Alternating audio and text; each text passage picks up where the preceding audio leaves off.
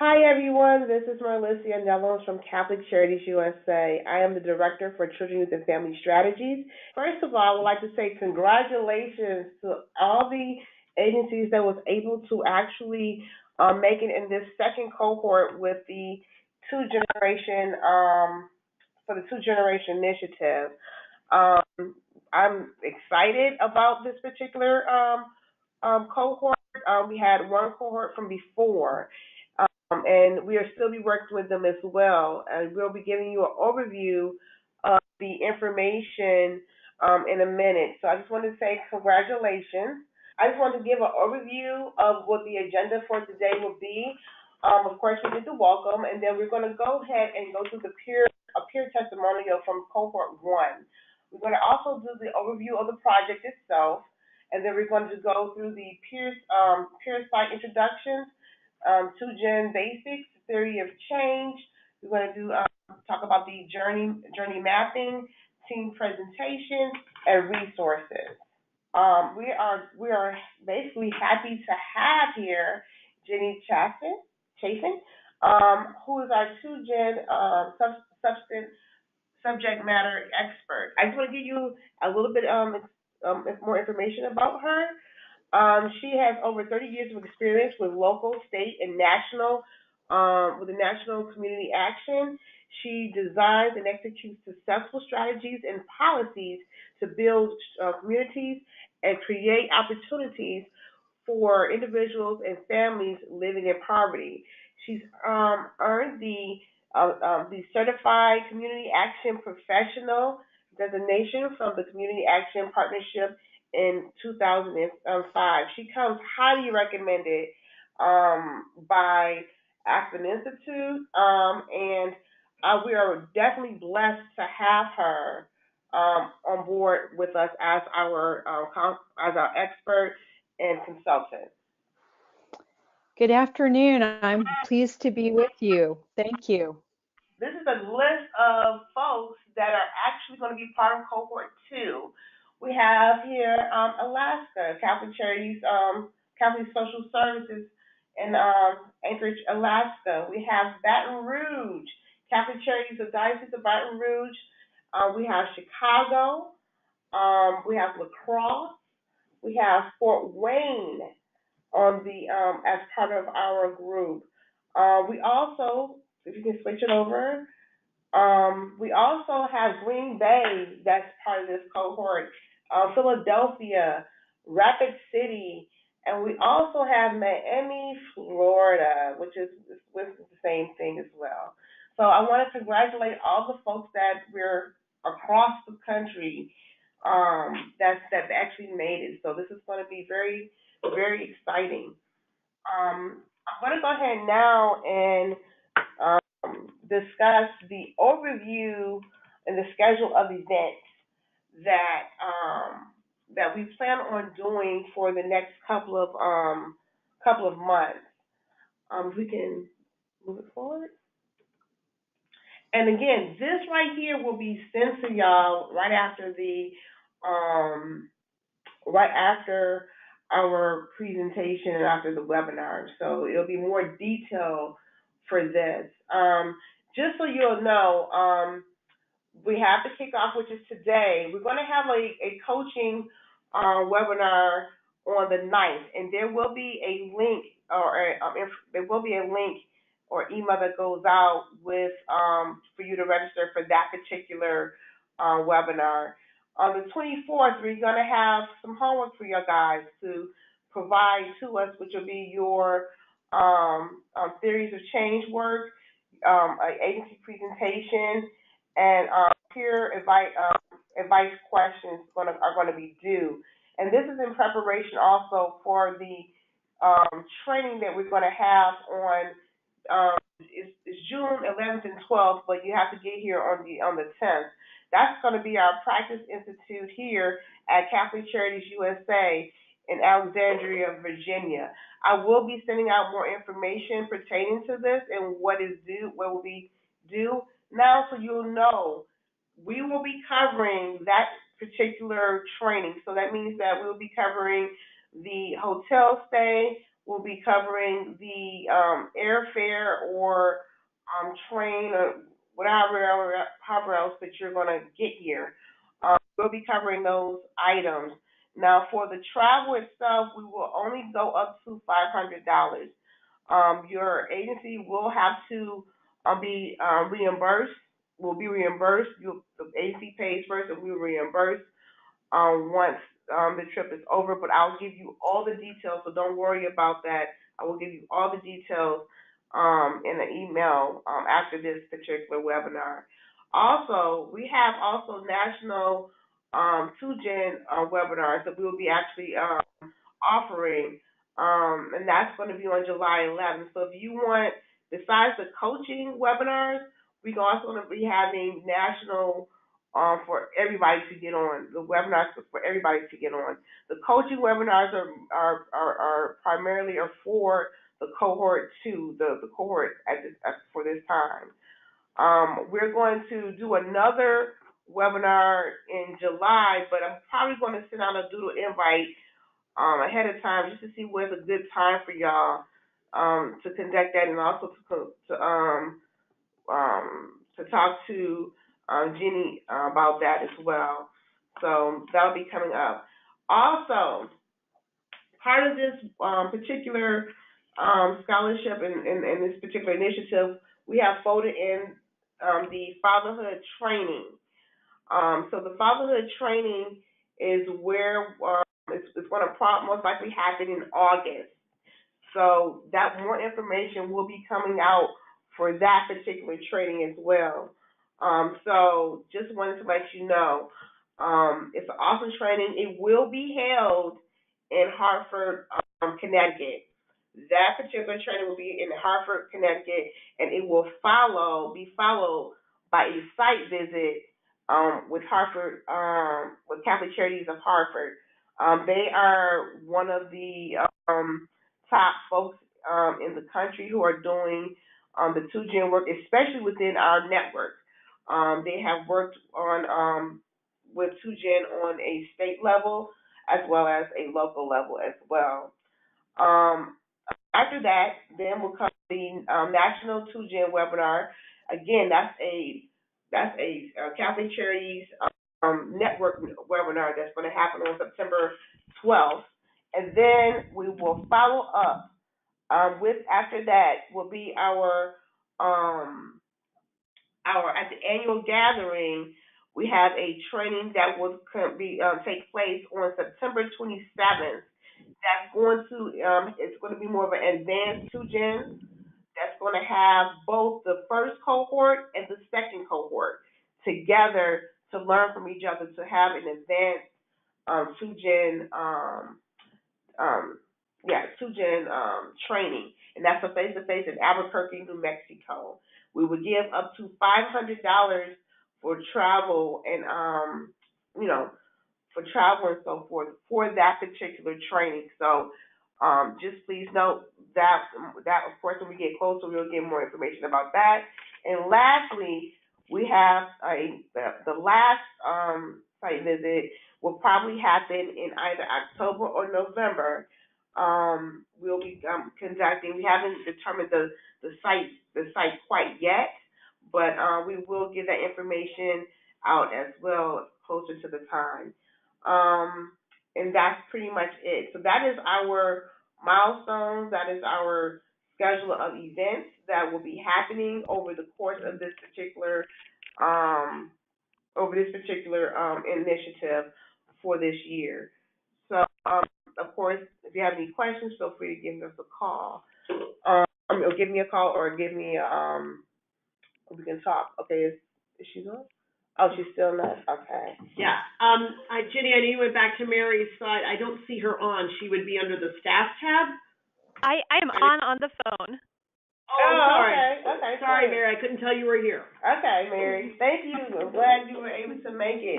Now, yes, thank you.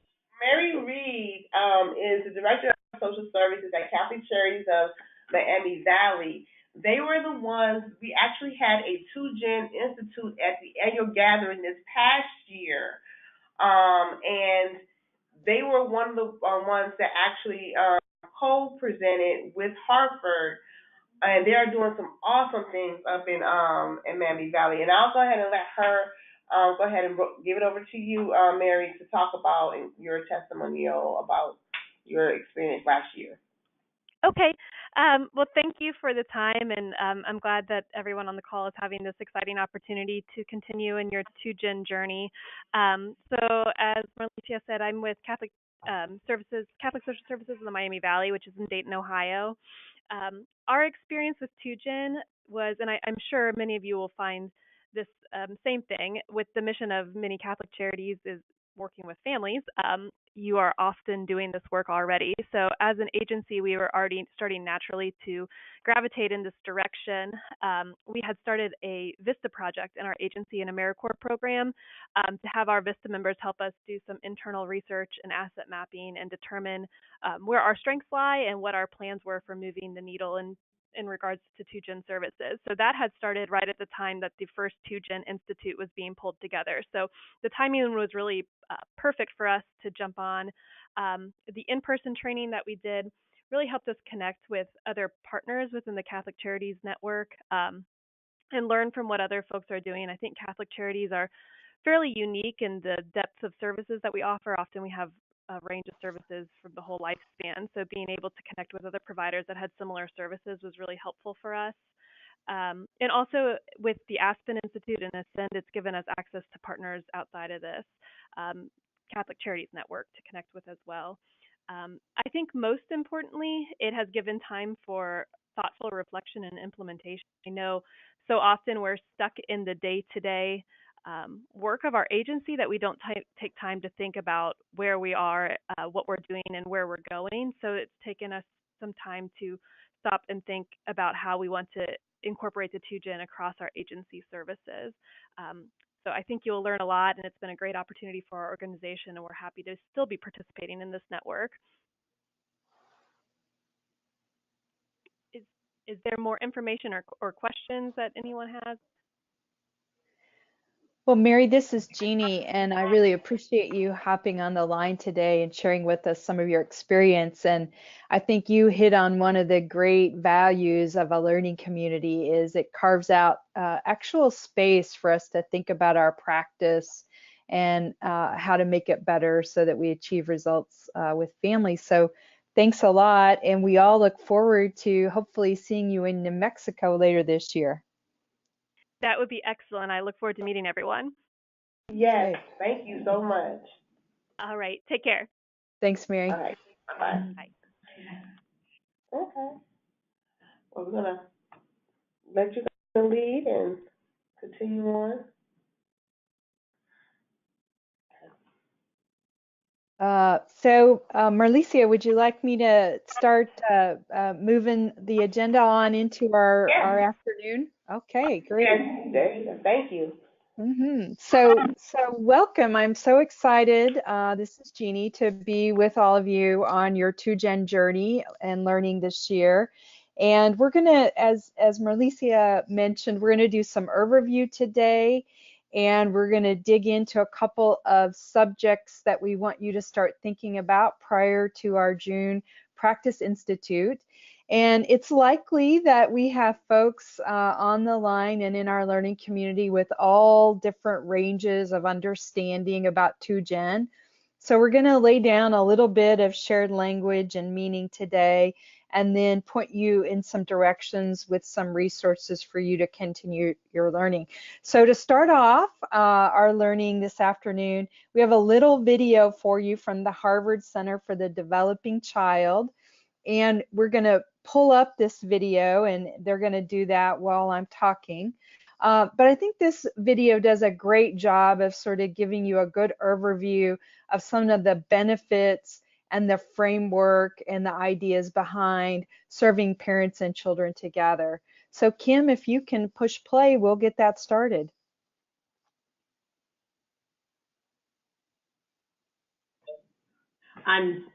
Sometimes, technology doesn't work the way we want it to. So hold, I'm going to try this.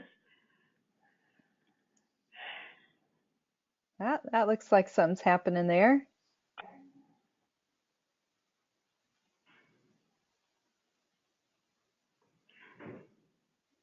Never works when it wants you to.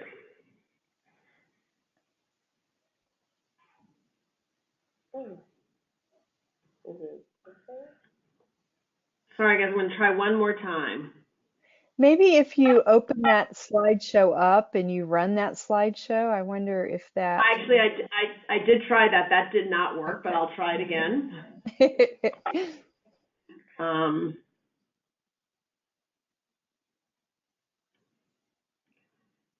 We tested this earlier, guys, and it worked perfectly. So. There you go. Let's see here.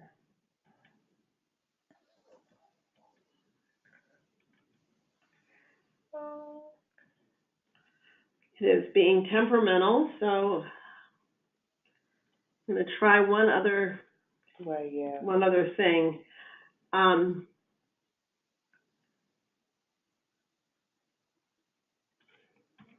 Gonna outsmart it if I can.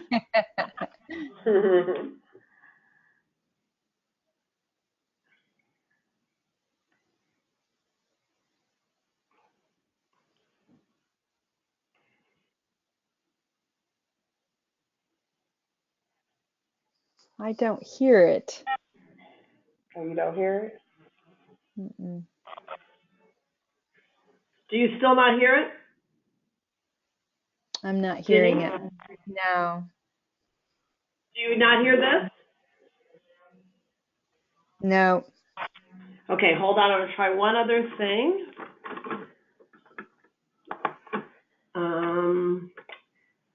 Actually, I'm surprised you're not hearing it.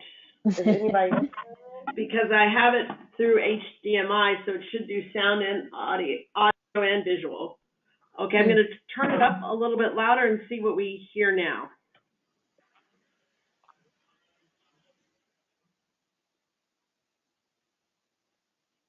Okay. Nope, still no sound. So you know what we can do, guys? This will be embedded in the slide deck. And folks, when they get the slide deck, you can download the slide deck right now, or we're going to be emailing that to you. You can hit play when you're running the slide deck, and you'll be able to see this video. So I think we'll be fine. You'll have access to this. And thank you, Kim, for trying this a couple of different ways.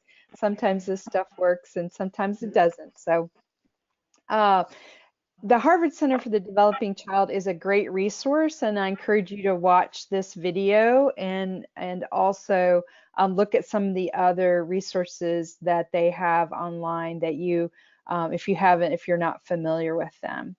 So we'll plow ahead here, no worries. We've got different ways that we can talk about this afternoon. So the slide that you have here in front of you shows a two-generation continuum, and we've got the whole family in the middle, and over on the left we have child-focused programs, and over on the right we have parent-focused programs. And likely in your organization you have some parent-focused programs and some child-focused programs, and you may even have some programs that really are serving children and parents together at the same time. Two-generation approaches provide opportunities for and meet the needs of children and their parents together. And we really, the key thing that we want to take away from this sort of first introduction is that it's important that when we're talking about two-gen, we're talking about programs, approaches, strategies that serve all parts of the family, the whole family, a two-generation approach. And you're going to hear me say two-gen, two-generation. I might even say whole family approach. People use different terms to talk about this type of practice, but when we say parents, we're really talking about caretakers. That might be grandparents. We know that in a lot of communities around the country today, a lot of grandparents are raising children and infants. And we really want to note here in the beginning when we're first getting oriented to 2Gen that families come in all shapes and sizes, and families really should be defining themselves. So this is meant to be an inclusive term when we talk about family. And the one point that I'll emphasize a lot today is that it really is serving children and their parents or their caregivers together at the same time. And this framework that I'm using today here on this slide and in the next couple slides is developed by Ascend at the Aspen Institute. And Ascend is a leading thinker in 2Gen. They have been working on this framework for a number of years, and a lot of the field building that's been done around 2Gen is really at the because of the work that Ascend has done over the years. And so later on, I'm going to point you to a number of resources. And of course, those resources start with Ascend, because they have put together a lot of materials. You're going to see some of them today, but we're going to ask you to look at many of those materials as some of your learning independent of our webinar today. So the next thing to sort of look at, to sort of begin to deepen your understanding of 2Gen, is to look at the Ascend theory of change. And this is a sample 2-generation theory of change. And in this theory of change, we talk about an increase in family economic security, educational success, and health and well-being from one generation to the next. And so you'll see that over on the left, we have families. And the idea is that if we provide these components that are listed here, post-secondary workforce, health and well-being, economic assets, social capital, early childhood education, if we provide those coordinated services to parents and children, then they will reach educational success, obtain economic security, and be able to have health and well-being. Some things to think about here is that the Ascend theory of change really does sort of focus on the idea of younger children and infants, and that has a lot to do with the evidence out there about the early childhood education. Those early years are so important, and when we intervene early, when we address poverty in a family when the children are young, the fewer years that a child spends in poverty, the more likely we are to break the cycle of poverty for that family and that child. And so you'll see as you sort of go down your 2Gen journey that there are different programs around the country that serve children at different ages, but because of the science and the evidence out there, Ascend, generally their model focuses on younger children and infants and intervening early when in families with young children. So we'll talk more about that, but just sort of want to flag that here at the beginning today. The other thing I would say that this sort of theory of change helps us understand is that if we're really trying to break the cycle of poverty, end intergenerational poverty, advance opportunity, that that requires really being intentional and intense in our provision of any of these components, whether it's early childhood, social capital, or economic assets. So intentional, intense, high quality, coordinated services for both the parent and the child at the same time is necessary if we're going to break that cycle of poverty. So Ascend has also, in addition to the idea about a continuum of parent and child services, a theory of change about how we break the cycle of poverty, there's also a set of guiding principles to do this 2-generation work. And the first of those is that we measure and account for outcomes for both parents and children. So if you think about some of your work, you may have be tracking outcomes for children. In other programs, you may be tracking outcomes for parents. But in our 2Gen work, we want to track outcomes for both the child and the parent. The second guiding principle is really around engaging and listening to the voices of families.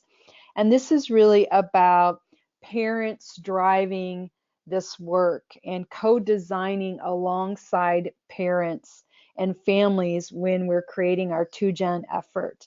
A lot of 2Generation really focuses on shifting from somewhat of a case management kind of model to more of a coaching model, or shifting back and forth from coaching and case management. And really, that's all about having the parents drive the work and drive where we're going. The third principle is about ensuring equity in our approaches. And this is really speaking to, analyzing what we're doing with an racial equity lens.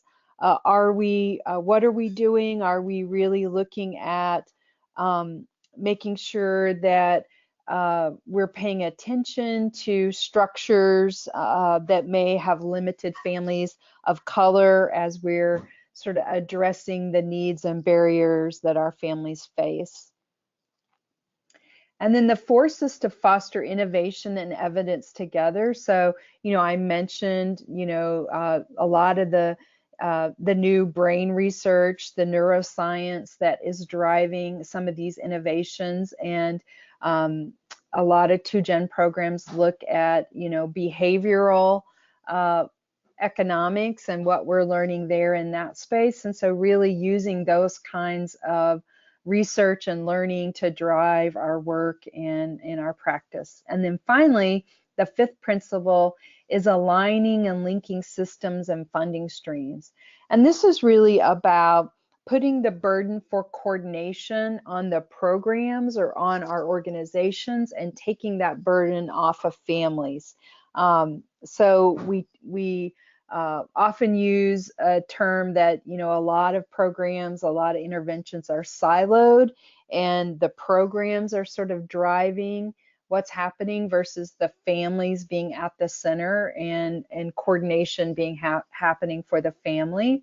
And so we want to always remember to link systems and funding streams so that they work for families and so that they're higher impact. So those are the principles that Ascend uses in their framework, and they're really helpful for sort of giving you a first kind of view of where you may want to go with this 2Gen journey. And then the other thing from Ascend that I wanted to sort of just introduce you to this afternoon is the idea that this is really this work is really sort of about a continuum.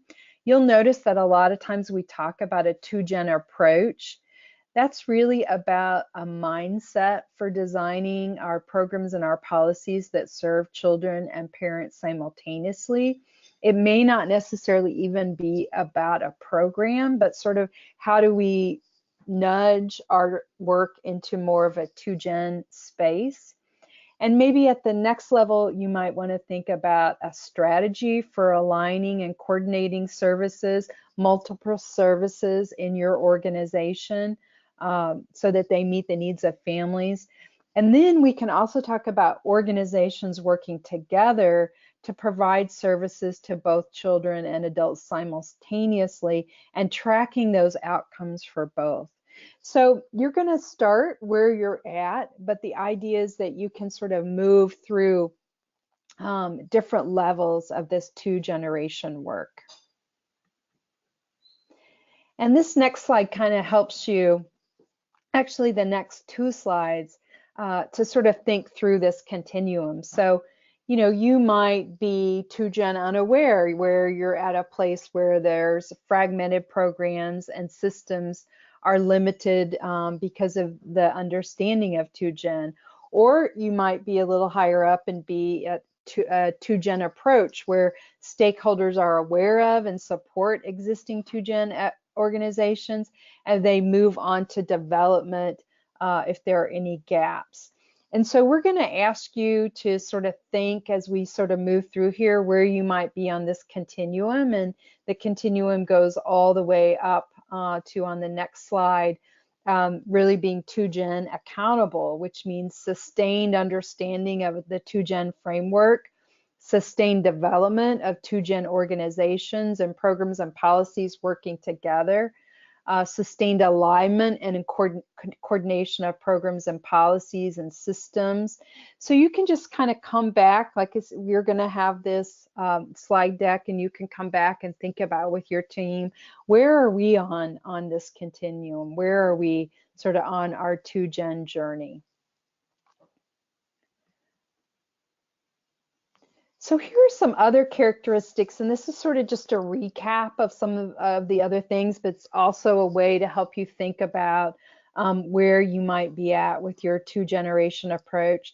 So first off, think about, are we providing high quality, intensive, intentional parent and child services at the same time?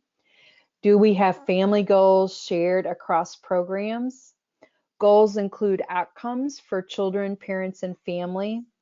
Do we have an alignment of a suite of services for families that respond to their unique needs across a number of domains? And are we making it easier to access services? So we're going to talk about practices and ways that you can move in all of these areas over time. That's sort of why you've joined the learning community. We don't expect you, obviously, to have this all down. You're here to learn. But as we sort of enter this journey, we want to have a shared language and a sort of shared understanding. And so that's what we're starting to lay down today. So one of the things I wanted to talk with you today about is that a lot of this work does sort of center around service integration. And you may hear people sort of interchange some of their conversations about 2Gen as they're talking about 2Gen, they're talking about service integration. But I want to make sure that we sort of understand some of the differences that are out there between a lot of the work that's happening. So really, a lot of folks in the human service field are, I think, talking about service integration, which is really the concept of coordinating access to multiple types of services in order to empower economic stability and resiliency for customers. And we hear a lot of folks who may say that this is bundled services. You may hear the term bundled services. Service integration has been around for a while, but I think we all sort of intuitively know that folks, need support in coordinating a range of services if they're really going to move up and out. And service integration can look a lot of different ways. It may be co-location of services in one area. It may be about shared intake or common data systems. It might even be about coordinated case planning for customers. And so all of that is part of 2Gen. But what I want to help you sort of think about today is that 2Gen or whole family is not just about service integration. So we can integrate services for a lot of different kinds of populations. You may be integrating services right now at your organization for folks that are in shelters that you have, or prisoner reentry programs. And so that there's a lot of folks that we can target for our service integration efforts. And 2Gen does include service integration, but it's also more than that. 2Generation is also those things that I mentioned before about serving parents and children together. So in 2Generation, we have a certain kind of target population, parents and children. And then we're also talking about coordinating those components that were in that Ascend picture: early childhood, income, mental health, and those different components. So it's important to sort of think about what the difference is between service integration and 2Gen and what's the same. And so there are some overlaps, but there's also some differences. So that's really important to think about as you move forward. So I'm going to stop here for just a minute, and I think we can test out the chat feature. Hopefully you should see over on the right of your screen that you can click into the chat box and type a message in there that sort of goes to all of us so we can see. And so I just want to check in, take a breath for a minute, and ask you about, you know, when you see the question, what programs and services do you operate that focus mainly on children? What programs and services focus mainly on parents? And then, do you have any programs and services that focus on both parents and children? So if you wouldn't mind just sort of putting into the chat box, you know, list a couple of your parent programs, you know, just list the program and indicate it's a parent program. List a program and indicate if it's a child program. And then, do you have programs that are both? And so tell us the name of the program and indicate it's both. So I'll give you a minute to do that, because I just want to sort of have you sort of simmer for a minute in some of the information that we're talking about. But you know, what programs and services do you have that focus on each, and then both? If you can just test out here, putting something in the chat, I'll give you a minute to do that.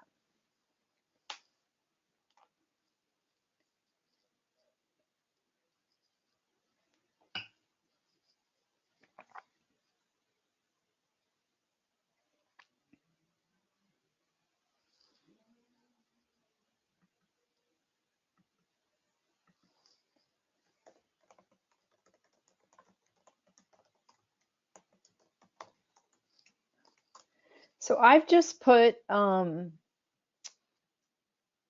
into the chat. Oh, Kim, I'm not sure I can see what folks are putting in the chat. Can you see anything coming in the chat? I see yours, and but you said you've only sent it to me. You want to send it to the entire audience. So again, if people are sending comments, it should be defaulted to send a comment to all, and then it'll say all hyphen entire audience. If you wanted to send it to somebody privately, that defeats the purpose of us all learning from each other. You can do that. So so I can write a new question here which just says, which programs are child focused?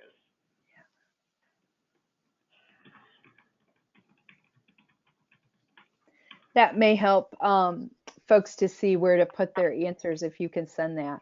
For some reason, mine is defaulting to yours for some reason. I don't know. And you just have to go in and change it. I think it generally assumes that the presenters want to talk to each other. So again, those of you who are on the call, if you're having trouble, you can either raise your hand or put it in the question box. The chat's the very last option along the navigation. And you may only see just the line that says chat. If you click on it, it'll open it up and allow you to type in a response.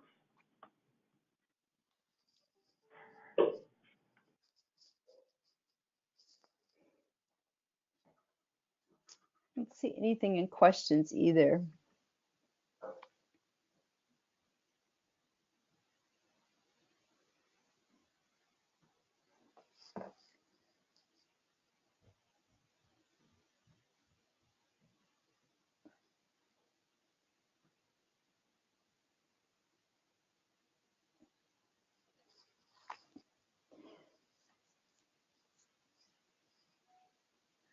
So people are putting questions actually in the question box, Jenny. If you click on questions, you'll be able to see them there. I see a couple of things. I can start reading them, and if you want to take over as you find it. So Gloria wrote in, at Catholic Charities Fort Wayne, South Bend, we have a program for pregnant and parenting teens in which we focus primarily on the education of the teen. However, we also do some work with the child and the grandparents of the child or parents of. Then Becky wrote in, Parent, Uplifting Parents Prosperity Initiative. For the children, they have the Lakota Circle and for some reason, I don't know if it only allows a certain number of characters, but it seems like it's not giving me the full answer. Kathy wrote in preschool, after-school programs, and counseling. Fredwina, I hope I'm pronouncing your name, Rodriguez wrote in Catholic Social Services does Castel del Carmen. That's in Philadelphia, I believe. Stephanie Sterling wrote in home visitation programs focused on both parent and child. And Fredwina also wrote in parenting and pregnancy program. Great. Thank you. Thank you, Kim. So we can see from your responses there, and I have looked over a few of your submissions when you applied, that, you know, everybody that's in this cohort, some of you have programs that really are focused mainly on the child, some on parents, a few on both. And this sort of learning journey this year will really provide an opportunity for you to think about, you know, how do you make sure that both components, your parent and your child component, are equally as intensive and high quality? And how do you think about shifting to that kind of approach? So I think as we move forward, we'll help you create plans to do that, you know, in particular areas of your organization or with particular partners. So thank you for giving us some feedback. The next kind of check-in that I wanted to do was sort of to look at a little bit about what components. So in addition to addressing parent and child, part of this 2Gen framework is about being holistic in your approach with families, and that's addressing all the components that we have here: early childhood, post-secondary, health and well-being, economic assets, social capital. And not that any one organization that's pursuing 2Gen or even any particular program can address all of these, but that with your partners in your agency or partners in your community, you would be addressing this whole mix for families in a very coordinated, curated way. So I'll just ask you, as you sort of process through, to sort of think about these questions. We won't, in the interest of time, answer those today together, but these are some important questions to be asking yourself as you're sort of thinking about which direction you're going to go with your 2Gen approach. So the next sort of group of work that I wanted to sort of introduce you to today is theory of change. And perhaps you have developed theories of change with your colleagues for other approaches and programs and interventions that you're pursuing. Theory of change is really helpful to consider what your hypothesis is about the change that will occur when you implement a particular design. So if we do certain things, what are the results that are going to happen? That is at sort of its most basic level. And so as you're beginning to think about how you might pursue 2Generation work, we're going to ask you to kind of think about it using a theory of change. And I'm just going to introduce this today and ask you to look at the material in the webinar and in some resources, and then we'll talk more about it together on our next call. The theory of change here is from an organization that is pursuing a 2Gen or a whole family approach, and their idea is if families are provided, if parents and children are provided certain services, then the family will be stabilized, they'll be able to build assets, and the family will be more resilient and more self-sufficient. And so this is sort of a picture with some description that represents this particular agency's theory of change.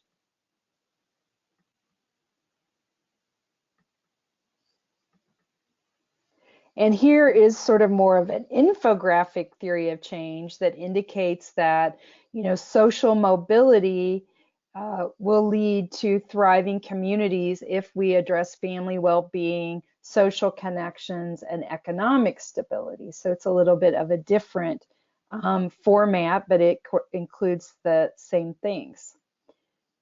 And the theory of change at its simplest is if we do X, why change will occur for families and communities. So here's an example of just the most simple statement of a theory of change.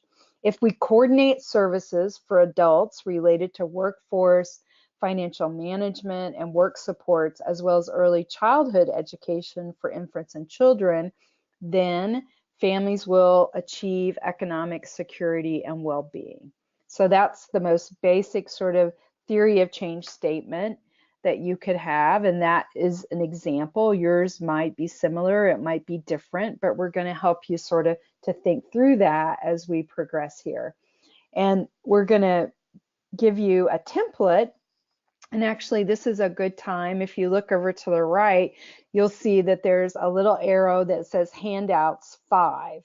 There's 5 handouts posted here today, and one of them includes a worksheet, a template for a theory of change that we're going to ask you to download and begin to work through. And there are prompts and questions that ask you to think about all these elements. And we'll talk a little bit more before we sign off today about homework. But in the coming weeks leading up to our institute, we're going to ask you to begin to work through these components of a theory of change. So there are different steps, and so identifying the problem and identifying the root cause or why the problem exists is the first step in developing a theory of change. Identifying the target population, who is the group that that has this problem, and what are their needs, what do we need to address to help that group, what are the outcomes or results that we desire to achieve, and sort of getting very clear about that and how that connects back to your problem. And then what are the causal links or pathways from the problem to the outcomes? So what kind of series of steps might we need to take to achieve the success and the results that we want? So you're getting sort of a big, fast review of this today, and as we move forward together, we'll dig into these elements a little more. And then the final item on your theory of change is to think about what are our underlying assumptions, what are we assuming about, what are our beliefs and our principles and our expectations that are informing this theory of change. The other item that you may be familiar with that's kind of similar, and I just wanted to flag it for you here today in case you are sort of thinking about it, is trying to get the slides to advance here. Not sure why it's not going forward. There we go. So you may be familiar with logic models. Those are similar to theories of change, but your logic model has more detail and is really operationalizes your theory of change.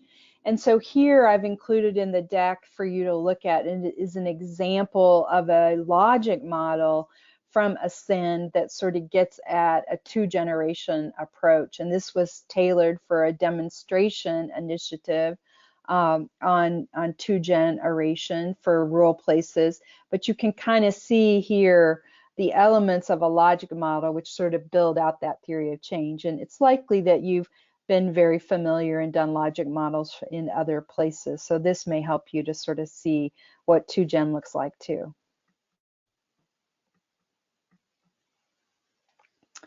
The next item that I just want to introduce to you briefly, because we're going to ask you to do some work on this before our time together in June, is journey mapping. And journey mapping really gets at understanding how our customers, how our families experience our programs, and sort of how they feel and what is required of them to get connected to our programs. So you may recall that I mentioned that 2-gen is about really bringing the burden of coordination and program integration into the program and not on families, and journey mapping helps us to do that. Kim, I'm having trouble advancing these slides. I don't know.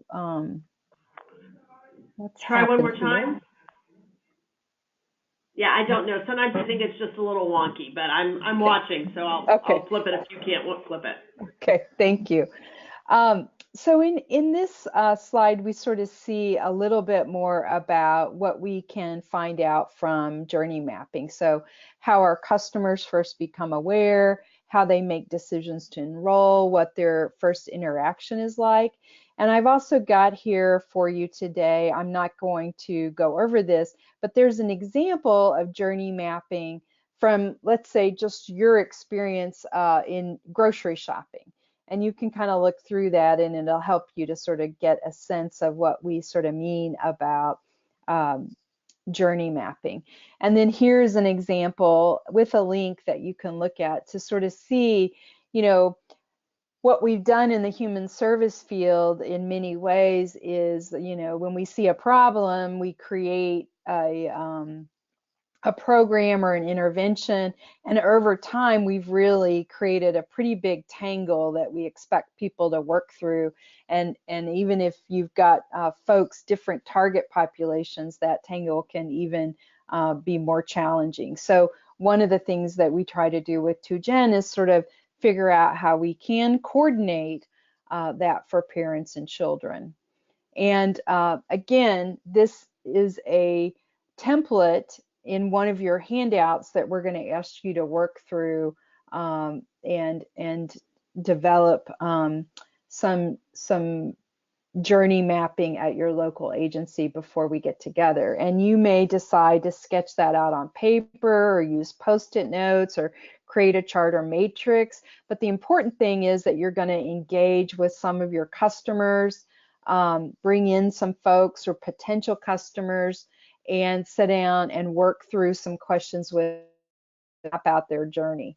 So here on the next slide, you can kind of see the Community Action Project in Tulsa, which is a leading two-generation program in the country.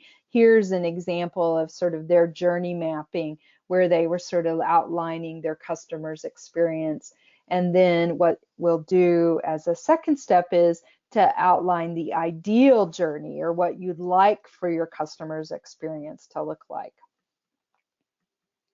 And we've got several examples in here for you to look at in between now and our next time together. So theory of change, journey mapping, getting a good understanding of sort of what TwoGen, those are sort of where we'll be working in the coming weeks and months together.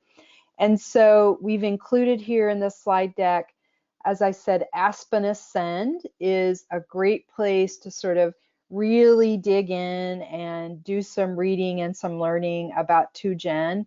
And they've got some great materials on two-generation outcomes, and a 101, a 201, and a 301 that could be very helpful. So when you get the slide deck, you can just click on these links and go directly to those resources, and I think they'll be very helpful for you. Another article that I would suggest that you look at is from the Administration for Children and Families, who put out a report, I think it was in 2018, that sort of provides a framework for TwoGen and talks about what the elements are, and that's based on research that ACF did, and that's a really good article for you and your team to read. And then also this article here from the Russell Sage Foundation, which highlights some research on why TwoGen works and some of the history and where we're at in the TwoGen field. The Annie Casey Foundation has also been a leader in supporting folks around the country, and they have a number of good resources on their website. Here's one that I suggest you take a look at. So there's a lot of two-generation resources out there, and you're gonna you might think, oh my gosh, Jeannie, we can't look at all those. And what I would suggest to you as a team is sort of divide some of that up.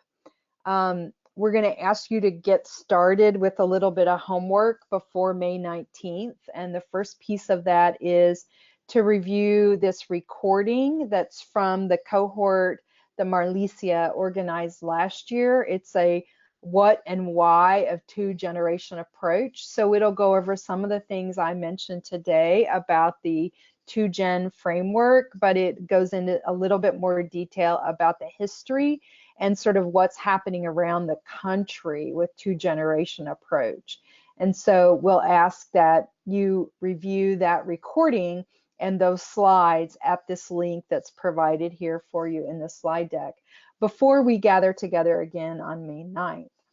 And then I'll also ask that you begin to review some of the theory of change resources, and as a team kind of start to think about a plan that you could implement to start drafting your theory of change. And we're going to ask you, in the handouts that you have, there's a theory of change template, and we'd like for you to do as much work on that template before we get together in June. So start thinking before we join together on the 9th how you might approach developing that theory of change.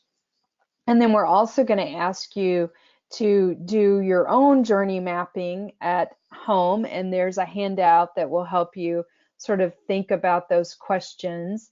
And we're going to ask you to bring your journey map with you to our June convening when we all get together here in Washington, D.C.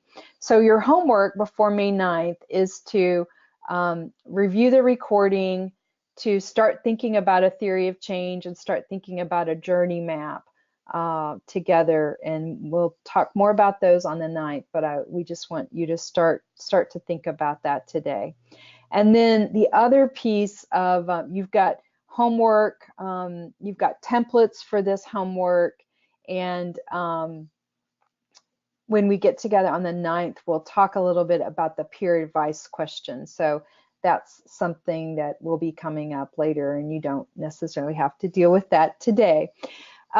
Finally, the other thing that we're going to want to do when we get together in June is to have you do a little short 10-minute team presentation. And in that presentation, we want to get to know you a little bit and your vision and your strengths and your hopes. And so finally, the last thing in your handouts is an outline and an overview of how to prepare that team presentation. We actually want you to prepare a slide deck or a PowerPoint that you'll turn into us before May 24th, and then we'll be able to have everybody's slide deck as they're talking and presenting and using that to get to know each other, because as peers, you know, one of the things we're going to do is hopefully have you learn from each other. And so getting to know each other is really important for that. So finally, the last couple pieces that we have in this slide deck, more resources for journey mapping for you to sort of look at. There's a video on journey mapping. There's 2 resources here on theory of change that you can take a look at, and that will help you with that. And you can access this slide deck over on the right hand. We will also be emailing you the slide deck and these handouts, these templates for you to use to do these pieces of homework, whether it's the journey mapping, the theory of change, or the team presentation. Now, we did a lot today. I gave you a very quick overview of 2Gen, and then I introduced you to some of the other things that we're going to be doing together this year.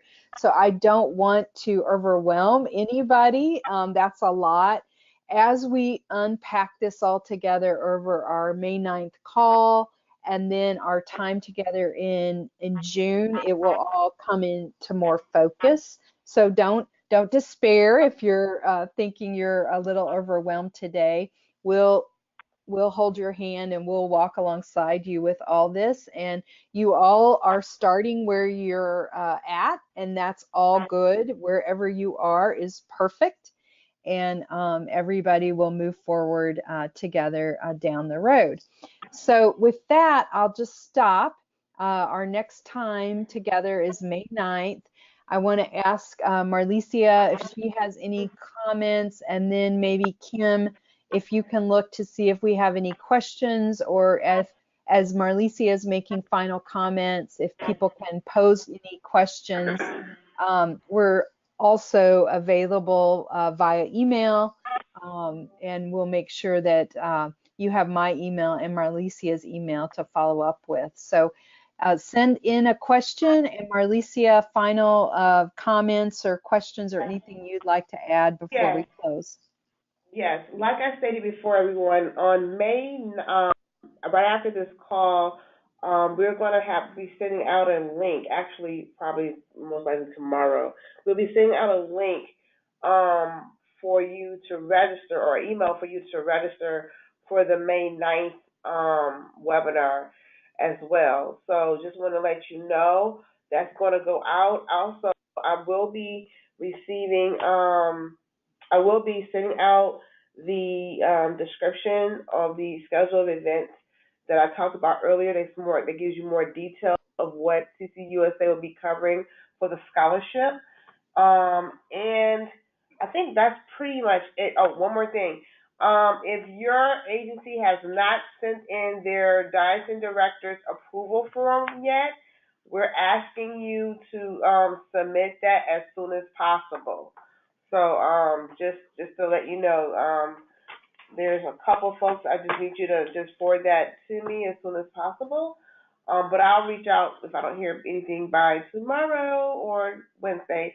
I'll reach out to those folks just to see where you are with the submission of the DD. We have to have that approval form in order, you know, to move forward. So anyway, that's all that I have.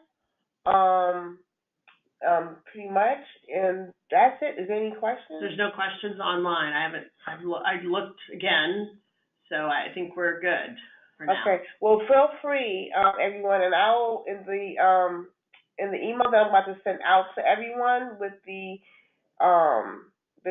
schedule of events and description. I will put Jenny's information or email address in that particular email as well. So you'll have mine and hers. Okay. I think that's pretty much it. Then y'all have a wonderful week, and look forward to everybody being a part of this cohort. Have a great day, everybody. Thank you. Goodbye.